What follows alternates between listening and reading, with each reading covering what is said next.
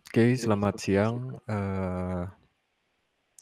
Sekarang di kesempatan ini saya Grady Michael Martua bersama rekan saya Taufik Iqbal Nur akan mempresentasikan tugas mosi mengenai random walk.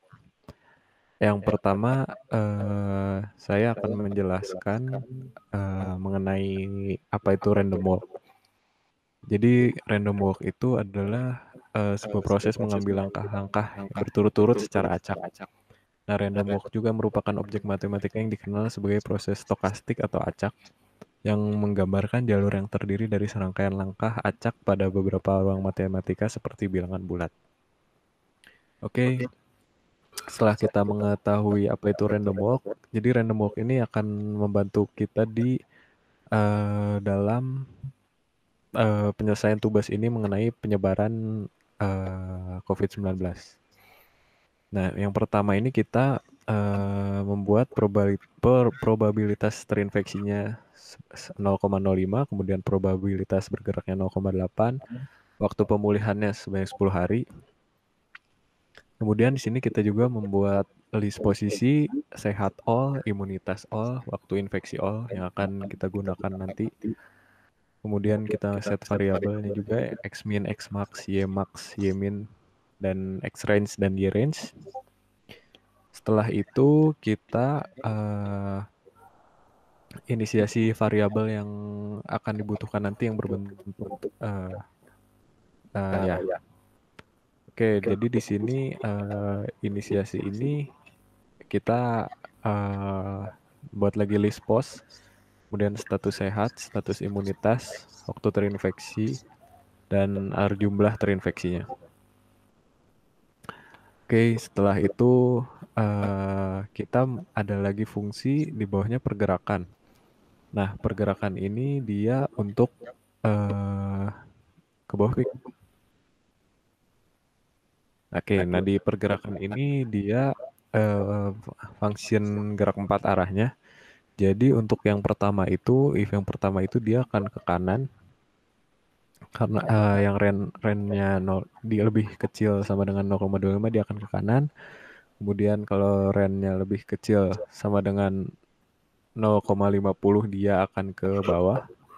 Kemudian kalau range-nya lebih kecil dari 0,75 dia akan ke kiri dan yang terakhir dia akan ke atas. Setelah itu kita akan mengkoreksinya kalau misalnya dia keluar border menggunakan function koreksi ini.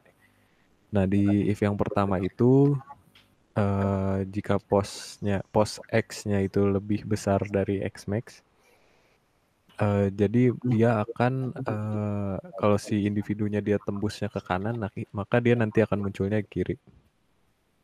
Untuk yang bawahnya dia akan kalau misalnya dia tembusnya ke kiri maka akan munculnya ke kanan. Kemudian jika yang bawahnya lagi, kalau misalnya dia mau tembusnya ke atas, kemudian maka dia akan munculnya ke bawah. Kemudian di bawahnya lagi, jika individunya nanti tembus ke bawah, maka dia akan munculnya ke atas. Nah, setelah itu kita akan mencari posisi individu yang samanya menggunakan ini, fungsi individu terdekatnya ini. Nah, di sini jika si posisi X-nya sama dengan pos X-nya, dan posisi Y-nya sama dengan posisi Y-nya, maka dia sama. Nah, kemudian di sini ada function color. Nah, function color ini dia menentukan si warna dari individunya nanti. Kalau misalnya dia terinfeksi, maka warnanya akan merah. Kalau misalnya dia tidak terinfeksi atau dia sehat, warnanya akan hijau. Untuk selanjutnya akan dilanjutkan penjelasannya oleh rekan saya Taufik Iqbal Nur. Dipersilahkan. Nih, jadi saya akan menjelaskan mengenai main programnya. Yang pertama ini membuat perulangan. Ketika jumlah infeksinya masih ada atau lebih dari 0, maka perulangannya itu belum selesai. Selanjutnya, kita akan membuat iterasi baru untuk ditampung ke listnya. Seperti ini posisi, status sehat, status imunitas, dan waktu terinfeksi. Terus untuk selanjutnya, didapatkan posisi X dan Y-nya. Lalu juga didapatkan status sehat waktu infeksi, status imunitas ini dari individu ke J-nya, J yang ini. Selanjutnya itu adalah mengecek posisi. Apabila nilai randomnya itu lebih dari probabilitas geraknya atau probabilitas bergerak, maka dia akan bergerak. Terus selanjutnya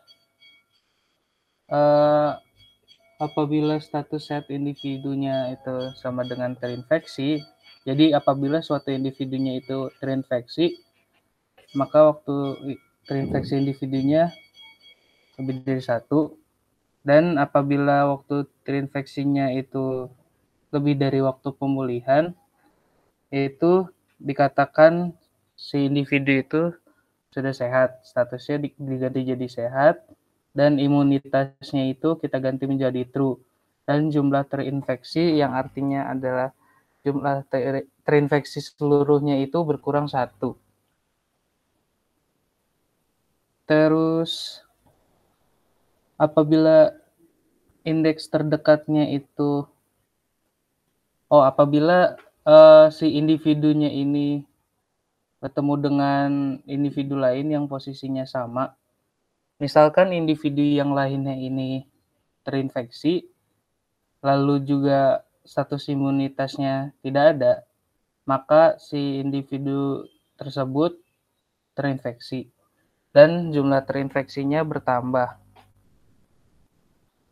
Terus kita meng-append posisi, terus status sehat, dan status imunitas dan waktu terinfeksi